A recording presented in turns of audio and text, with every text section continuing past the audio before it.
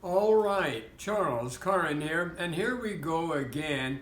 Just a few minutes of some important, serious Bible truth and Bible fact. Now, it's going to be a little different because I'm going to be reading from this little book. It's a poem I did years ago, Reverend O'Reilly's Successor. And it's actually a spoof on church politics and what sometimes goes on when congregations ought to be praying and instead of praying are pursuing their own will and purpose. But I'm excited to share this with you.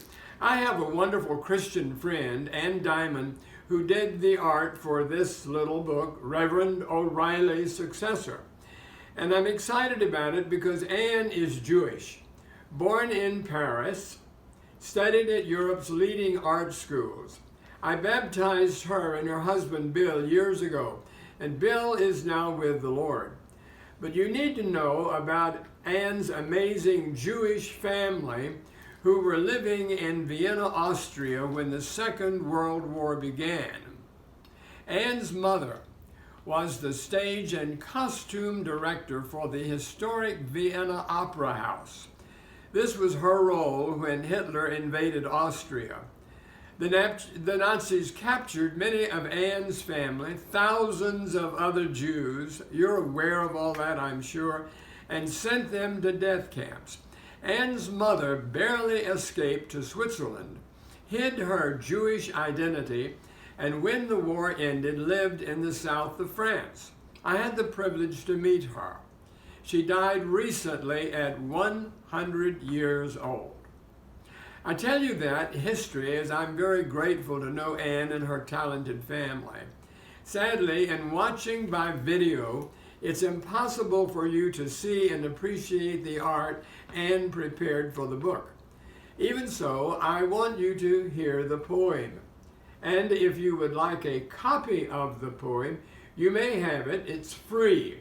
We would appreciate your sending a donation, and I will give you our mailing address at the end of this little message. But listen carefully to this church politics in poetry. When Reverend O'Reilly finally died, his pulpit left for some new man. For half an hour, the church folks cried before each shouted his demand. Some wanted one who was not too fat, not too short nor lean. Others insisted he had to smile and never shout nor scream. Someone with polish and social air. Hopefully not too bald. Perhaps a dash of silver hair. Rugged, well-tanned, and tall. And of course, the one all wanted at funerals would excel, could describe the gates of glory and never mention hell. On and on, the list detailed credentials he had to bear. His clothes, his car, his wife's new styles, the length and color of her hair. Well, at last came the long-awaited day when that strange parade began of the dazzling, humble, brazen, proud, every feature found in man. First came Sidney Show-It-Off, sharp as an Arab sword, whose ego wowed the people, but tried the patience of the Lord. Some wanted to call him that very day, and not wait to hear another. But the next was Silas Blunderbuss, the deacon's baby brother. In he roared like a Kansas storm, and hearing aids suffered through the shrieks, the yells, the unholy groans that shook the old church roof. He was followed by 40 more, of every file and rank, but none could gain the final vote of Brother I.B. Crank. So summer came and summer went. At last fell autumn rains, and church folks, wearied with what they had heard, began to grumble and complain. Dreariness settled within their walls as they struggled against dismay, till a stranger stood and meekly called, "Brethren, we need to pray." Everyone turned, but looked in scorn, for the one who dared to speak had just been saved in the county jail, no longer than a week. Reverend O'Reilly preached the word that had finally broken through the sin and pain of this convict's life and shown what the Lord could do. Grace, like oil poured over him, brought peace where strife had been, removed the guilt of failure, and healed the wounds of sin. He found in the cross transforming power, had wonderfully been saved, and in that darkened prison cell learned quickly how to pray. So rushing to the altar, fell sprawling against the rail, with anguished heart before them all, loudly began to wail. He prayed for the church. He prayed for power, for the Holy Ghost to fall, and his words, like cloven tongues of fire, rushed as a wind on one and all.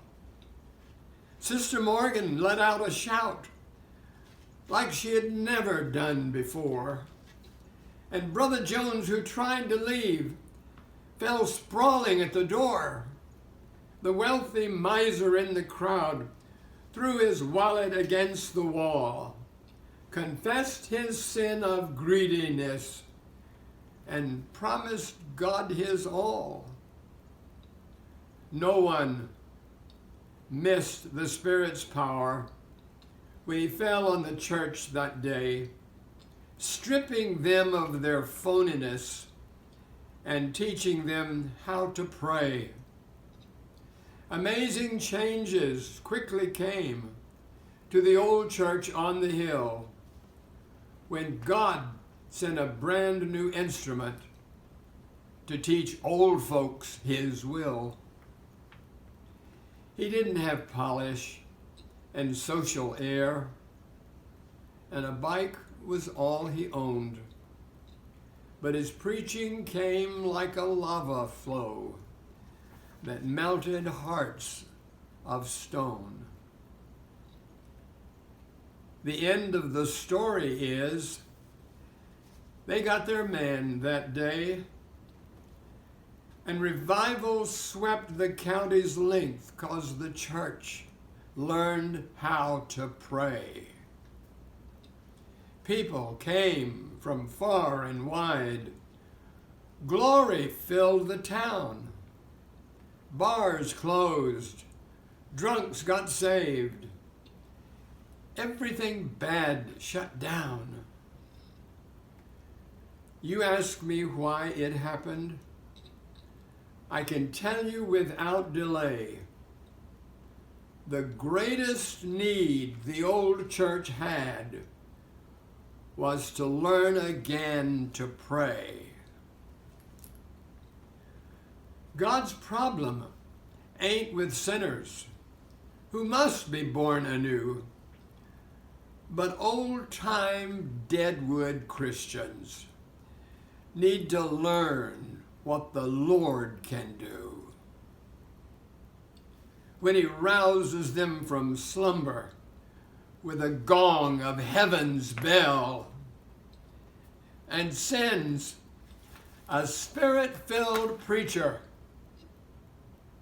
who's just been hatched in jail.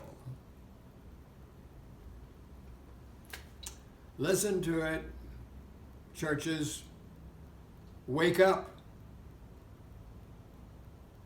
Learn that the greatest power you have is not in soliciting church votes, but getting on your knees and learning how to pray.